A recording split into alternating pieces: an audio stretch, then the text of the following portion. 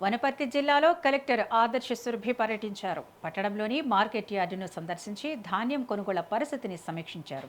పండించిన ధాన్యాన్ని 100% కొనుగోలు చేస్తామని తెలిపారు. రైతులెవరూ అధైర్యపడొద్దని భరోసా ఇచ్చారు. గోదాముల కొరతపై స్పందించిన కలెక్టర్ గత సీజన్ల నిల్వల వల్ల కొంత సమస్య ఉందన్నారు. ప్రస్తుతం 38 గోదాముల్లో అన్లోడింగ్ జరుగుతోందని తెలిపారు. అదనంగా మరో 10 గోదాములను సిద్ధం చేశామని చెప్పారు. అవసరమైతే పక్క జిల్లాలకు తరలించేందుకు ప్రభుత్వం అనుమతిచ్చిందని చెప్పారు. ట్రాన్స్పోర్ట్ కాంట్రాక్టర్లు సహకరించాలని, లేకుంటే చర్యలు తప్పవని హెచ్చరించారు. రైతులకు ఎలాంటి ఇబ్బంది రాకుండా జిల్లా యంత్రాంగం అన్ని చర్యలు తీసుకుంటుందని కలెక్టర్ హామీ ఇచ్చారు.